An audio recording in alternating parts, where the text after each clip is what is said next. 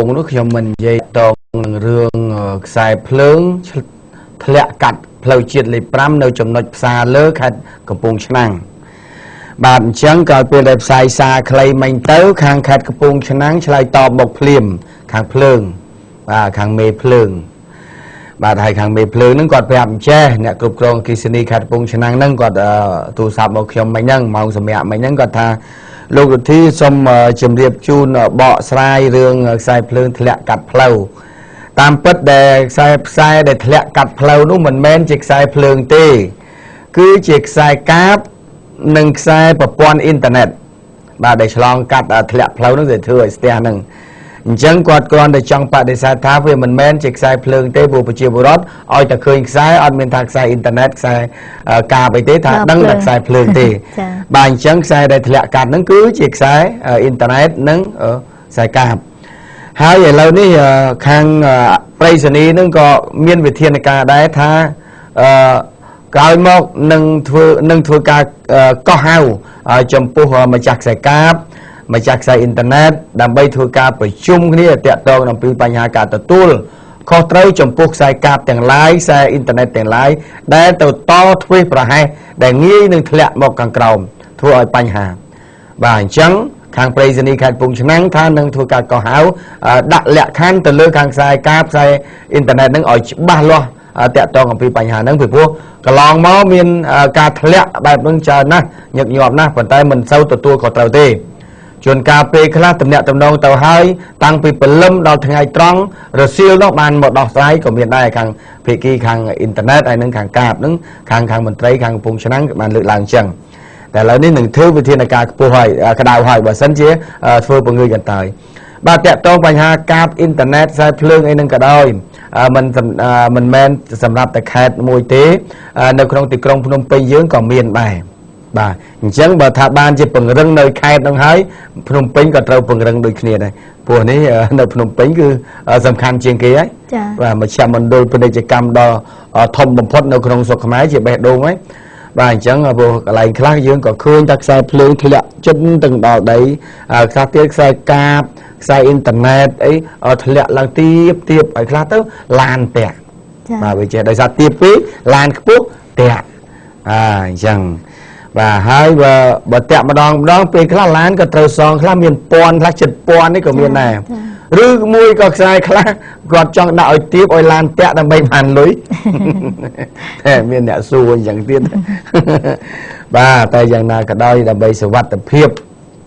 ទាំងអស់គ្នាអញ្ចឹងសូមឲ្យក្រុមហ៊ុនខ្សែកាបក្រុមហ៊ុនខ្សែអុបតិកក្រុមហ៊ុនអ៊ីនធឺណិតឬក៏ទាំងខ្សែភ្លើងអីហ្នឹងក៏ដោយត្រូវតែមានកន្លែងទីតាំងទទួលព័ត៌មានមួយមជ្ឈមណ្ឌលកណ្ដាលមួយដើម្បីឲ្យប្រជាពលរដ្ឋគាត់ផ្ដល់ព័ត៌មានបាទពលរដ្ឋគាត់អត់ដឹងអីទេអត់ដឹងថាខ្សែហ្នឹងខ្សែអីទេមិញដូចលោកប្រធានអគ្គិសនីខេត្តកំពង់ឆ្នាំងថាលោកវិធីខ្សែភ្លើងគឺកំណត់ប្រភេទតំណអញ្ចេះតែអត់ទេប្រជាពលរដ្ឋអត់បានទៅពិនិត្យតំណអីណាខ្សែប្រភេទពណ៌អីអត់តែឃើញខ្សែភ្លើងឃើញខ្សែភ្លើងដឹងនិយាយខ្សែភ្លើងហ្នឹងមកអត់មានដែរនិយាយតែខ្សែកាបទេខ្សែភ្លើងទាំងអស់បាទតែសំខាន់គឺការប្រុងប្រយ័ត្ននឹងឲ្យមានលក្ខណៈសន្តិសុខខ្ពស់ទៅតែប៉ុណ្្នឹងទៅបានហើយបាទដើម្បីឲ្យប្រជាពលរដ្ឋងាយស្រួលផ្ដល់ព័ត៌មានឆាប់ទៅដោះស្រាយបាទហើយរឿងម្សិលមិញសូមបញ្ចប់រឿងម្សិលមិញចុះដោយសារតែម្សិលមិញមានសារខ្លីមួយមកពីខាងព្រែកភ្នៅភ្ញាក់ផ្អើលពីរឿងចាក់វ៉ាក់សាំងថា3ឆ្នាំទៀតស្លាប់អស់ហើយក្មេងៗដែលបានចាក់វ៉ាក់សាំងហ្នឹង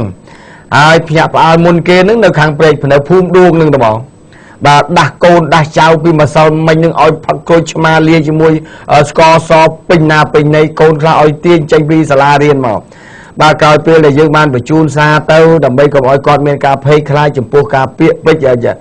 ឃោសនាបែបហ្នឹងឲ្យបញ្ចប់កុំភ័យខ្លាចអីអ្នកតកែវនោះក៏ខលមកសួរខ្ញុំទៀតក៏ភ័យដល់តកែវមកទៀតរឿងភ័យរឿងវ៉ាក់សាំងហ្នឹងអ្នកនៅខាងខេត្តពោធិ៍សាត់នោះក៏ភ័យរឿងវ៉ាក់សាំងហ្នឹងទៀតបាទប៉ុន្តែអត់មានអីដែលត្រូវចោទទេទូទាំងអ្នកជនអញ្ចឹងគាត់ម្សិលមិញនេះលោកចៅសង្កាត់ហើយនឹងលោកអភិបាលខណ្ឌសែនសុខបានចុះទៅដល់គោលដៅភូមិដួងហ្នឹងហើយទៅជួបជាមួយប្រជាពលរដ្ឋតើមានរឿងហ្នឹងមែនអត់ទេប្រជាពលរដ្ឋថាមានរឿងហ្នឹងមែន ហើយវាមិនបានជាដឹងរឿងនឹងមកលឺតគ្នាមកហើយលឺតគ្នានឹងគេប្រាប់ថាម៉េចគេថាអត់ទេឲ្យអ្នកចាក់វ៉ាក់សាំងទាំងប្រមាណខែកន្លងមកពីខែឆ្នាំ2013នឹង3ឆ្នាំទៀតស្លាប់អស់ហើយបាទហើយដល់ពេលអញ្ចឹងគេថាចោះដើម្បីឲ្យបាត់កុំឲ្យស្លាប់3ឆ្នាំហ្នឹងធ្វើអីគេថាយកក្រូចឆ្មាហើយនឹងស្ករសលាយគ្នាផឹកទៅគាត់ក៏បញ្ញាប់បញ្ញាល់យកក្រូចឆ្មាដើរទិញអាខ្លះអត់មាននៅផ្ទះដើរទិញគេទាំងយប់ទាំងលប់បាទមកដាក់ដាស់កូនពួកអត់ដេកលក់យកឲ្យផឹកបាទពួកខ្លាចដល់ពេលខ្លះទៀតតែមិនដឹងពេលថ្ងៃកូនទៅរៀនទៅទាញកូនពីសាលាមកដើម្បីមកឲ្យផឹកក្រូចឆ្មាវាចេះទេហើយផ្ទះខ្លះទៀតរកក្រូចឆ្មាបានឲ្យទ្រាំចាំព្រលឹមឡើងចាំម្ដាយទៅរកទិញក្រូចឆ្មានៅផ្សារដាច់ក្រូចឆ្មាទាំងព្រលឹមនឹងទៀតអ្នកប្រេកភ្នៅភាសាមិញសបាយលក់ក្រូចឆ្មានោះទេដល់តែមកបាទអញ្ចឹងខាងមន្ទីរសុខាភិបាលរាជធានីភ្នំពេញក៏ដូចជាខាងសុខាភិបាលប្រចាំនៅខណ្ឌសែនសុខជាមួយនឹងលោកចៅសង្កាត់ព្រែកភ្នៅបានចុះទៅដល់អប់រំដល់ពួកគាត់ហើយថាសូមកុំឲ្យមានការភ័យខ្លាចនិងជឿនៅពាក្យពេចន៍ដែលគេបានបំផុសញុះញង់ឲ្យមានការភ័យខ្លាចបែបហ្នឹងគឺមិនមានហេតុផលណាកើតឡើងបែបនោះទេបាទអញ្ចឹងខាងក្រសួងសុខាភិបាលក៏ធានាចំពោះបញ្ហាទាំងអស់នេះដែរហើយសូមកុំឲ្យប្រជាពលរដ្ឋដែលនៅទីនោះភ្ញាក់ផ្អើលតទៀតហើយមួយទៀតក្រសួងសុខាភិបាលទៅបញ្ជាក់បន្ថែមហ្នឹងមិនមែនតែសម្រាប់តែកន្លែងហ្នឹងទេទូទាំងប្រទេសតែម្ដងហើយមួយវិញទៀតដែលបើតាមដឹងលោកដូចជាឯកឧត្តមមកមុនហេងជាក្រុមការងារប្រចាំខណ្ឌសែនសុខទៀតបាទអញ្ចឹងសូមបញ្ជាក់ឲ្យខាងអាជ្ញាធរគេបានទៅប្រាប់ប្រជាពលរដ្ឋអត់ឲ្យមានការភ័យខ្លាចអីទៀតទេអញ្ចឹងនៅតាមបណ្ដាខេត្តផ្សេងណាគេលើថាមានការភ្ញាក់ផ្អើលរឿងថា3ឆ្នាំទៀតស្លាប់ដោយសារតែការចាក់វ៉ាក់សាំងណាសូមកុំឲ្យមានការភ្ញាក់ផ្អើលអីតិចលូអត់មានការភ្ញាក់ផ្អើលហ្នឹងស្រាប់តែដល់ពេលយប់ស្អែកកាន់ស្អែកថាអូឥឡូវនេះតើតាហូបសដែកបដោះឲ្យបានម្នាក់មួយចានបានរួចផុតពីការស្លាប់ហ្នឹងទៅទៀតអស់សដែកបដោះទៀតមានចឹងដែរណាបាទអញ្ចឹងកុំឲ្យមានការភ្ញាក់ផ្អើលអីរឿងហ្នឹងណាបងណាបាទតោះសាលាយើងទៅរឿងនេះទៀតឥឡូវយើងតចូលទៅមួយរឿងទៀតគឺស្រវឹងស្រាបើកលឿនពេកទៅបុកនឹងម៉ូតូវិវាបណ្ដាលរងរបួសរថយន្តបង្ករត់បាត់ស្រមោលរថយន្តកាមេរីឆ្លាមពណ៌ទឹកមាសបើកបរក្នុងស្ថានភាពស្រវឹងគឺបើកលឿនពេកទៅបុកនឹងម៉ូតូវិវាបណ្ដាលឲ្យដួលរងរបួសស្រាលតែម៉ូតូខូចខាតមួយកំណាត់ខាងមុខរថយន្តបង្កវិញគឺគេចបាត់ស្រមោលគ្រោះថ្នាក់នេះកើតឡើងនៅម៉ោង 10:40 នាទីយប់ថ្ងៃ20មករាចំណុចផ្លូវលេខ230កែង223សង្កាត់សាកដើមកខណ្ឌទួលគោកប្រភពព័ត៌មានได้ដឹងថារថយន្តកាមេរីឆ្លាមពណ៌ទឹកមាសបើកបរដោយបរិសម្នាក់ស្ថិតនៅក្នុងស្ថានភាពស្រវឹងធ្វើដំណើរតាមផ្លូវលេខ223ពីលេខទៅកើតចំណែកម៉ូតូវិវាពណ៌ខ្មៅបើកបរដោយយុវជនម្នាក់តាមផ្លូវលេខ230ពីត្បូងទៅជើងមកដល់ចំណុចខាងលើរថយន្តបើកបរក្នុងស្ថានភាពស្រវឹងហើយជិះលឿនពេកបានទៅបុកនឹងម៉ូតូវិវាកិនខ្ទេចមួយកំណាត់ខាងមុខចំណែកអ្នកបើកម៉ូតូខ្ទាតចេញក្រៅរងរបួសស្រាលរាល់រថយន្តបង្កវិញបានបើករត់បាត់ស្រមោលហើយក្រោយពេលកើតហេតុអ្នកបើកម៉ូតូរងរបួសស្រាលបានទូរស័ព្ទហៅសាច់ញាតិដឹកយកទៅព្យាបាលរបួសនិងយកម៉ូតូទៅជួសជុលដោយខ្លួនឯងទៅបាទពណ៌ទឹកមាសចាពណ៌ទឹកមាសមិញសិលាអានពឹកទឹកមាសឲ្យញាប់ហ្មងដោយសារតែទឹកមាសនឹងដឹងអីតាខ្ញុំអញ្ចឹងតាខ្ញុំដឹងតែគ្នាតាមាននឹងគេទឹកមាសងាកទឹកមាសទឹកមាសតាខ្ញុំទៅបាទហើយសូមបញ្ជាក់ទៅទាំងនៃជនតាមពិតទៅករណីគ្រោះថ្នាក់ចរាចរណ៍ហ្នឹងគឺកើតឡើងបន្តមិនទាន់ឃើញការសាកសានណាមួយទេឆ្នាំ2013បានកន្លងផុតទៅហើយឥឡូវឈានចូលឆ្នាំ2014ច្រើនតែដើមឆ្នាំ2014ការគ្រោះថ្នាក់បានកើតឡើងជាបន្តមិនមានឃើញការថយចុះទេហើយសូមបញ្ជាក់ថាកាលពីឆ្នាំ2013អ្នកស្លាប់ដោយករណីគ្រោះថ្នាក់ចរាចរណ៍មានរហូតដល់ជាង1900 ជិត2000នាក់ឯណោះបាទនេះបើតាមរបាយការណ៍របស់អគ្គស្នងការនគរបាលជាតិបាទហើយបើតាមរបាយការណ៍លម្អិតនោះបញ្ជាក់ថាឆ្នាំ2003គ្រោះថ្នាក់ចរាចរណ៍បានកើតឡើង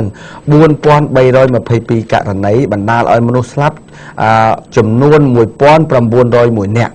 បរិមាណនេះមានការកើនឡើងប្រៀបធៀបទៅនឹងឆ្នាំ2012បាទហើយមូលហេតុធំនៃចំនួនមានចំនួន3គឺបង្កដោយមានការគ្រោះថ្នាក់ចរាចរណ៍នេះ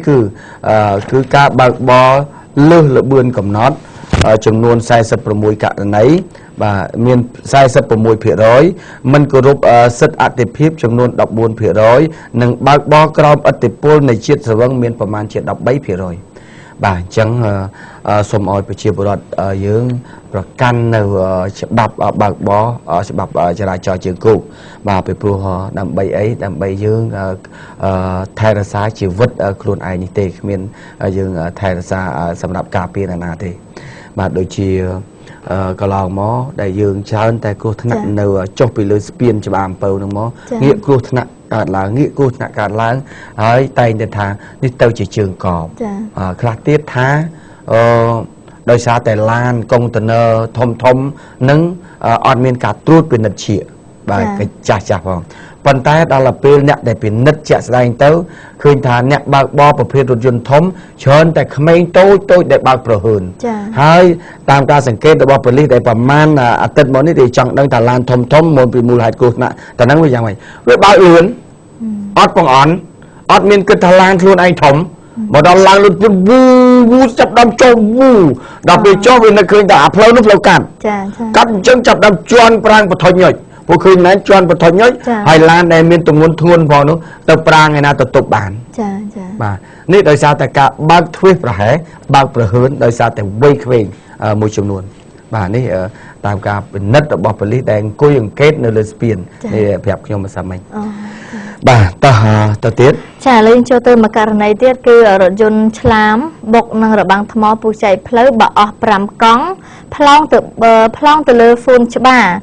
បុកបង្គោលភ្លើងបណ្ដោយត្រេតរថយន្តកាមេរីឆ្លាមបើបកដោយជនជាតិចិនស្រវឹងជោគចាបើករេពេញតែផ្លូវទៅបុកនៅរបាំងថ្មពុះចែកផ្លូវបើអស់5កង់ធ្វើឲ្យរថយន្តបែកកង់ប្លង់ទៅលើហ្វូនចាហើយបើកទៅបុកនៅបង្គោលភ្លើងបំភ្លឺហ្វូននោះបណ្ដាលឲ្យត្រេតអស់មួយដើមគ្រោះថ្នាក់នេះកើតឡើងនៅម៉ោង3:05នាទីទៀបភ្លឺថ្ងៃ21មករាចំណុចហ្វូនច្បារសាកលវិទ្យាល័យភូមិន្ទភ្នំពេញផ្លូវលេខ598សង្កាត់ទឹកឡក់ទី1ខណ្ឌទូកោហ្វាក់ហ្វៃឃើញហេតុការណ៍បានឲ្យដឹងថារថយន្តកាមេរីពណ៌ស្ករកាមេរីឆ្លាមពណ៌ស្ករបើកបរដោយជនជាតិចិនក្នុងស្ថានភាពស្រវឹងធ្វើដំណើរតាមមហាវិថីហ្វាក់ប៉ូរ៉ូហ្វីពីកាទៅលិចបាត់ស្ដាំឆ្ពោះទៅផ្លូវលេខ598ពីត្បូងទៅជើងហើយមកដល់ចំណុចខាងលើបើករេពេញផ្លូវទៅបុកនឹងរបាំងថ្មពុះចែកផ្លូវបើអស់5កង់ធ្វើឲ្យរថយន្តនឹងបែកកង់មុខនឹងក៏បែកកង់ក្រោយចំហៀងខាងឆ្វេងបណ្ដាលឲ្យរថយន្តចាមិនតន់អស់លបឿនទៀតក៏ប្លង់ទៅលើហ្វូនច្បារក៏ទៅបុកនៅបង្គោលភ្លើងបំភ្លឺហ្វូនត្រេតអស់មួយបង្គោលទៀតក្រោយពេលកាត់ហេតុនគរបាលចរាចរណ៍នៅជិតកន្លែងកាត់ហេតុខត់ខ្លួនអ្នកបើកបររថយន្តនិងរថយន្តដែលរងការខូចខាតនោះយកទៅការិយាល័យនគរបាលចរាចរណ៍ផ្លូវគោកបាទប្រមាណករណីមកនេះដូចជាឃើញជនជាតិចិនយប់មិញនេះដូចជាលេចធ្លោជាងគេចាបាទគ្រោះថ្នាក់ជនជាតិចិនដូចលេចធ្លោជាងគេករណីគ្រោះថ្នាក់ចរាចរណ៍បែបចិត្តចូលឆ្នាំប្រពៃណីជនជាតិចិនចូលឆ្នាំចិនថ្ងៃទីថ្ងៃ30ចាតចូលទៅមួយរឿងទៀតគឺករណីជិះម៉ូតូរំលោភលើភ្លើងស្តុបចាចាប់ហ្វ្រាំងដួលខ្លួនឯងចោទថារថយន្តបុកទាមទារសំណងដល់ទៅ$100នារីម្នាក់ជិះម៉ូតូបំពេញភ្លើងស្តុបវ៉ាក់និងរថយន្តមួយគ្រឿងចាប់ហ្វ្រាំងដួលខ្លួនឯងនៅពីមុខរថយន្តរងរបួសស្រាលទូរស័ព្ទហៅបងប្អូនមកដល់ទាមទារសំណង$100ចាហើយករណីនេះកើតឡើងនៅម៉ោង9:40នាទីយប់ថ្ងៃ20ខែមករាចំណុចស្តុបផ្សារដើមកតាមមហាវិថីព្រះមនីរ៉េតកែមហាវិថីម៉ៅហ្វីងតុងសង្កាត់បឹងស្លាងខណ្ឌទូកោហើយប្រភពព័ត៌មានពីកន្លែងកាត់ហេតុឲ្យដឹងថារថយន្តលេខ 407 ពណ៌ស្ករ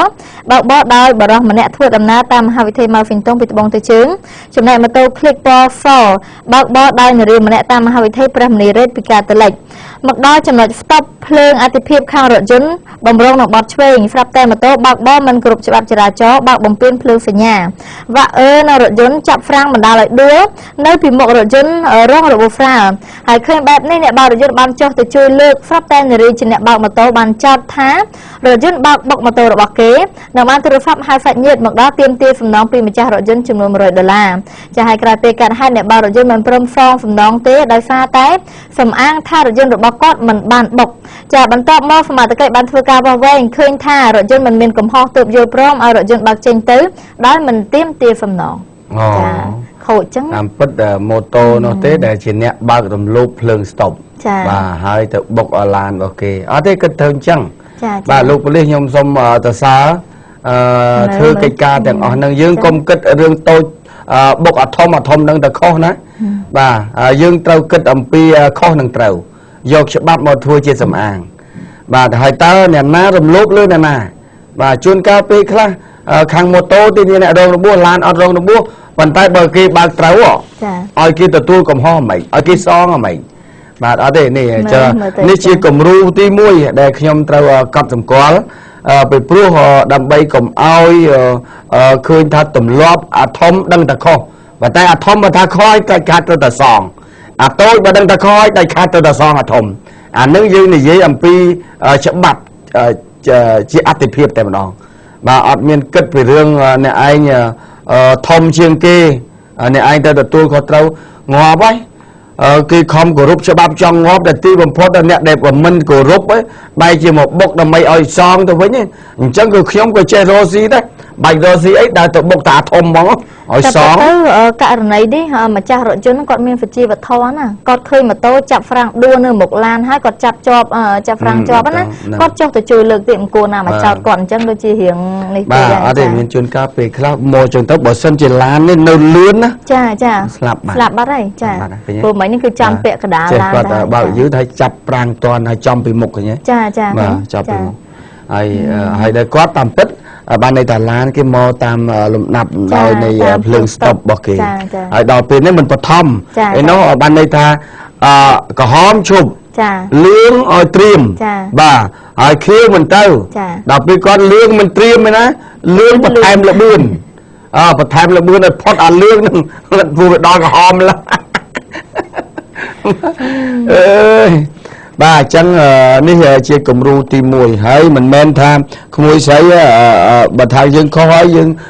ចេះទទួលស្គាល់ទៅប៉ុន្តែយើងជជែកគ្នាថាសម្របសម្រួលគ្នាបញ្ចប់បញ្ហាប៉ុន្តែសម្របសម្រួលអីបើយើងនិយាយពីរឿងច្បាប់ទៅសម្របរួល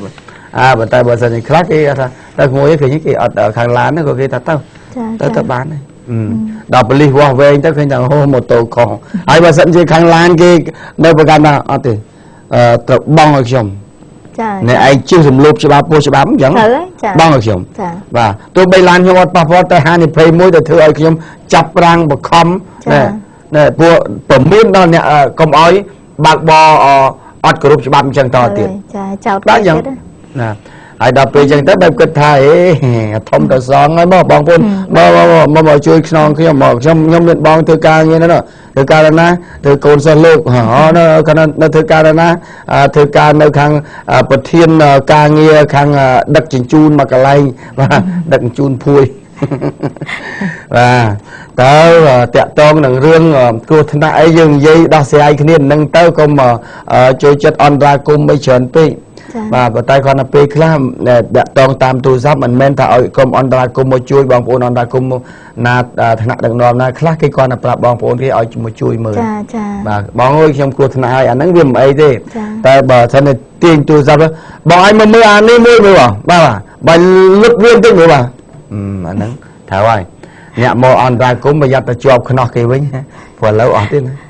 ហើយ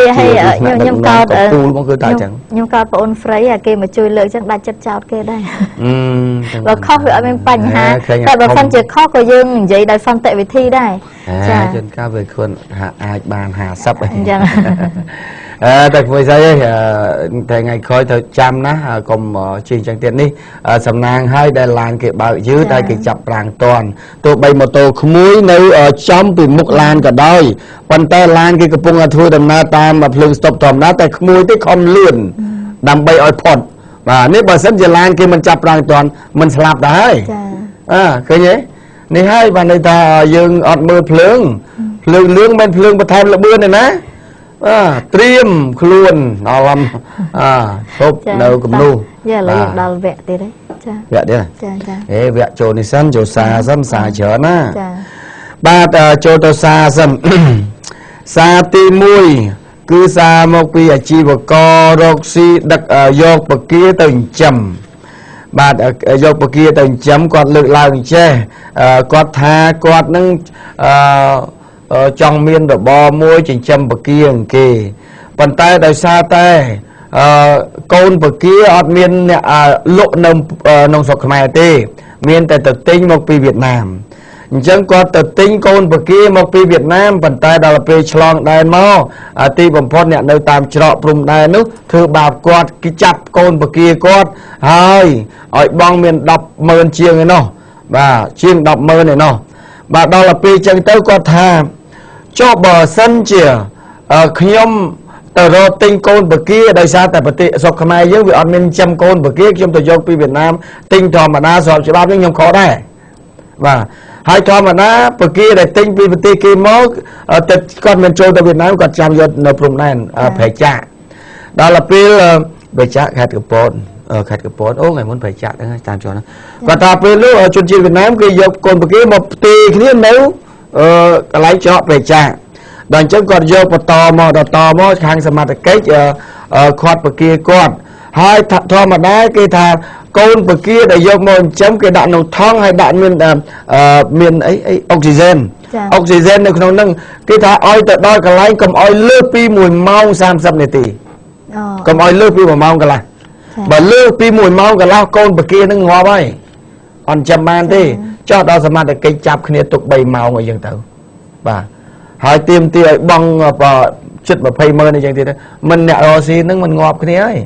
ba lấy quạt xôm vào này tê quạt nó chỉ nè từ tinh to vì kia đầm bay bồng châm bởi kia hay đầm bay ao phải vọt cô xa xong bay từ rít đó ta phải bay còn nước thực chất ao phải chia bộ đọt che oxy luôn anh này che thui cả sỉ cam luôn anh này và cho bởi chia bộ đọt còn che ra cả ao phải vọt đầm bay ơi tuân thiên cô xa bảo quạt lang tầm mốc bay chia hàng dương nơi cho thử bao quạt ta ơi quạt thui ấy tới vàรัฐบาลอัดความโตเต้ชมพูหัวการฝึกแบบนี้ปั่นใต้บ่อสันติถ่าแล้วกอดเตยฉลองนึงกอดบองประมาณสำหรับโจปนโจรอดไอ้นึงอ้อยกอดบองจอมหน้าอ้อยกอดประหยัดเต้าไปพูดแต่อาโกนปะกี้นี่กี่งี้หนึ่งงอบนะว่ากอดสมตากรมอ้อยแต่จับได้บุญมาตุกกอดจังไอ้นี่เชี่ยสมนมปอบอกกอดถ่าบอกบ้านจะเยอะเลยเฮ้ยเยอะก็เยอะจ้ะว่าแต่สมอ้อยกอดเจงเต้าอ้อยเลื่อนพองว่าไปพูดนี่เหมือนแม่นเชี่ยกระดูกเย็นฉลองได้เต้ว่าอันนี้มันแมนจีรถปุ่นโคชมาตีว่าโกนปกี้ก็ยอมมันจำได้จังกูยุลำปีตำแหน่งประเภทหนึ่งพ้องให้บัตรไล่ก็อ้อยบองประมาณสำหรับฉลองได้อ้อยบองตามเพลย์ฉบับเต้ากับอ้อยเลือกเพลย์ฉบับนึกเก็บส่วนกอดอะไรกอดมันอาจจะตัวจบบานนี้การเตรียมเตียบกอดปันนั่งให้เนี่ยเราซีจิงจำโกนปกี้คือกอดแต่ติ้งปีเวียดนามปูนสกไม่อันเป็นโกนปกี้ตีbà quạt ở phía bộ khiêm chân mấy nhung bà chân ở sông bong phôn để con cầm lăng sắm mặt cây tiếng coi tiếng xe cây tiếng lúc nằm thế nào để tam trọ nâng chia sẻ từ lứa tùm nính khác đây quạt mình ái ói nêu tiền nông bàn bà hai là muối tùm nính nông vía mình men chỉ tùm nính bọt ốc rật bà sân chỉ tùm nính tẹt to nâng ca chuyên đô thôn ngõ bọt ốc rật nâng tụi bay thải cả là màu ngóp của tao là cái tục đấy vàพอที่มันตำแหน่งจิตตู้ไปนะว่ามันสำหรับมอเตอร์สังเกตมันนะอันนี้มอเตอร์สังเกตเศรษฐกิจยี่ว่าเศรษฐกิจครัวซาประเชียผู้รอดบ่ยังสมบูรณ์บองผลสมัติกิจบ่ยังตามเฉพาะยุลลำปีประเภทตำแหน่งประเภทนี้พ้องว่าอันนัดกอดจึงเขาก็ตะโรกระดามโกนกระดามโยนเจียมหมอว่าอันเมื่อกี้ตะโรน้องสมมติไอ้นาบานโดยบ่น้องเมียนดังเจียมนั่งไอ้ว่าจังกำเอาตะโรธาติดโลมวนนี้มวนนึงมวนจำไม่ได้ไงไอ้มวนน่าอ่อนจำไอ้มวนน่าจะดำโดยตะกูลส่วนไอ้ปกี้นี่จำไหมไอ้ปกี้น่าจะดำโดยตะกูลโดยผลิตจำโดยนี้ไอ้เสร็จแล้วไม่จำได้จ้าจำคนไอ้นะจ๊ะจ้าใหญ่มากขอถึงสรงได้การมาไปโตมาจำคนไอ้แต่เรื่องจังยี่ท่าอาจจะเรื่องใดเรื่องเชิงคนไอ้บ้าไว้ก็ได้แมนการล้างหมดทมไหมเวลาแต่เจงไปโตเลยบานการล้างพวกเนี่ยมีปัญหาก็ต้องซ้อมไปโตมาได้เหมือนกันvàเสร็จแล้วปัญหาก็หมดเอาทานจำคนไอ้นู่นจังยี่ท่ากันโตคือกอดได้แต่cáiจำสู้สมโนจังนะบ้าแมนเนี่ยน้าว่ามันจำคนไอ้จำคนเมียนโกนนะได้การเจงปีมาโตปีเชอร์ปีไอ้นะจังมันยังจังสำเนาตะเลยจังถ้าไว้ก็ได้คือการล้างไปโตมาบาสันจะยังก็แต่ไปย่อยคนไอ้อันก็ไปย่อยแต่เต้วิปัปปอสัตสไรเพียบในการดอกซีการดาฮาบกอด បាទអញ្ចឹងទេនេះជាសំណូមពរទទូចរបស់ប្រជាពលរដ្ឋរបស់យើងចង់បានតែប៉ុណ្ណឹងទេបាទប៉ុន្តែបើសិនជាបត់ល្មើសណាត់ធំចាប់ចោះបាទធ្វើតាមផ្លូវច្បាប់ចោះគាត់មិនជំទាស់ទេបាទអរគុណទូទាំងអ្នកជនឥឡូវយើងសូមពេលសម្រាប់បន្តិចសិនតិចទៀតយើងវិលមកជួបគ្នាបន្តទៀតបាទ